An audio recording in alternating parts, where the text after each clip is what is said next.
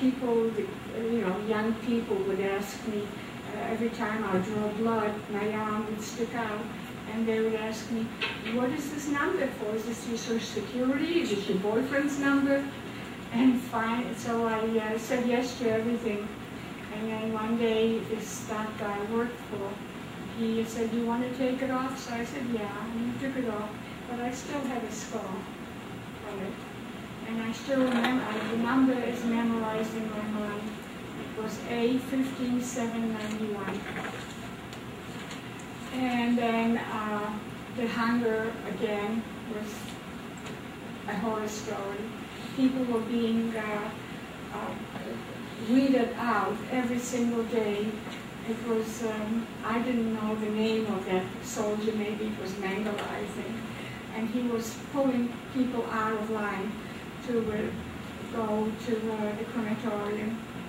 And then my sister Bella was pinching my cheeks constantly to make my cheeks red so that I should look healthy. And there was another girl, she had tuberculosis in first camp, and she survived 2 camps with that, but she was very pale.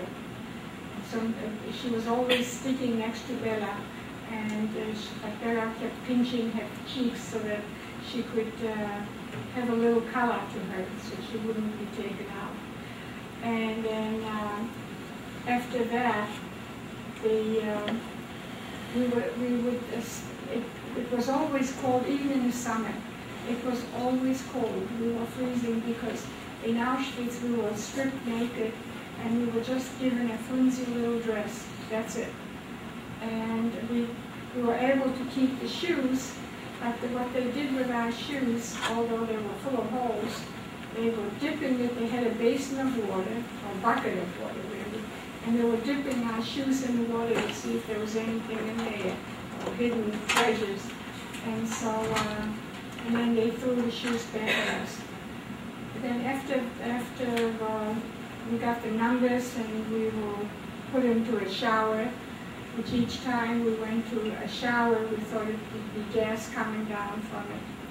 And then after being in Birkenau for a little while, we were shipped out to a different camp, also in Auschwitz, called FKL. That was female concentration lager, concentration camp. And that was a horror story altogether. We were given a shovel, and we were marched, we were woken up. We didn't know what time, we never knew what time it was. All we knew was that it was dark. It was always dark when we were taken back and when we were woken up in the morning. And then as we were walking back, we walked in lines of cries, continuous crying. And we were so miserable. It was just unbelievable how much a human being could endure. Then after a while, something happened that I don't want to go into it because it's getting really late. So I really, I didn't, my number was covered up. We had a number on our arm, and the number sewn into our dress, and my number was covered up. So the couple in Auschwitz, they were called couples, and they were trained, and no exaggeration, they were trained like pit bulls. Mean as hell. It didn't take anything to them to punch you in the face, and they didn't care if it was just a little kid or it was a big man. They had the rights to do all that. They were encouraged to do all that. And then when I was in line every morning, twice a day, they had us line up into the, they called it appel, which was a roll call, morning and night. And then that morning, like I said, that number was covered up a little bit, So she pulled me out of line. She grabbed my dress and she pulled me out of line. Where is your number? And I was so confused because I think that I had a temperature at that time because of something that had happened.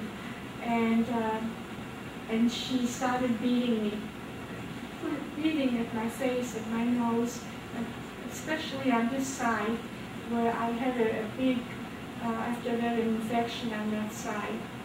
And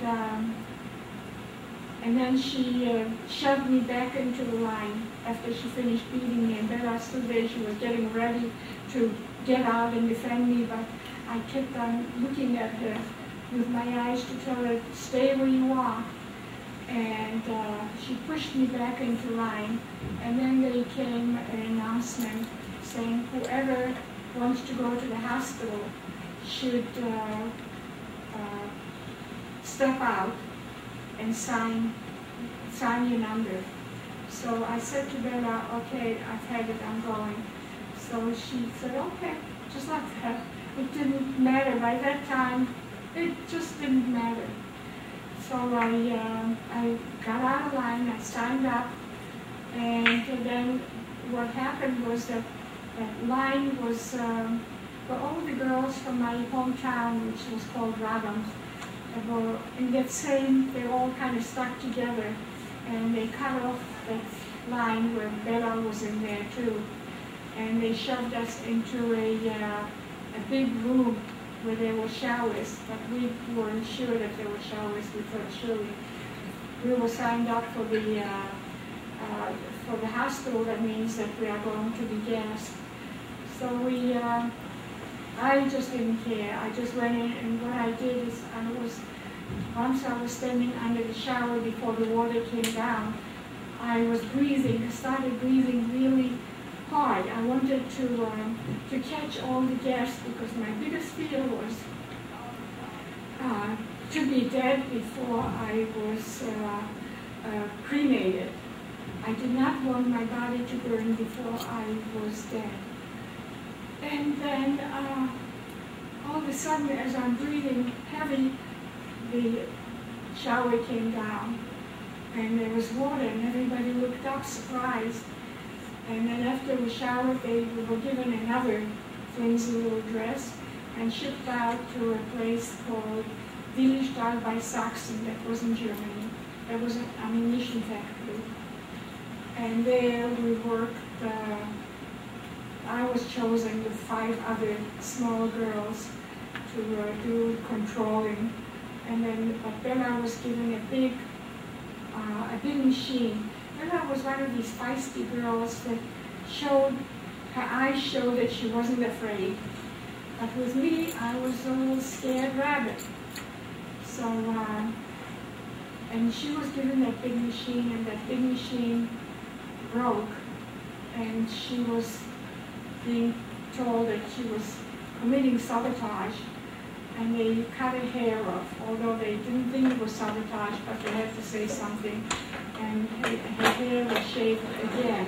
It was the 3rd time that her hair was shaved off. The first time in the ghetto, and she had typhoid. The 2nd time was in Auschwitz, and this was in Wilhelmsthal, was the 3rd time. And she said if they cut her hair off, she had beautiful blonde hair that was beginning to grow back from Auschwitz. And so she said, I'll kill myself if they cut my hair off. But she didn't kill herself. They did cut her hair off. And then there were a lot of things that were happening in that camp.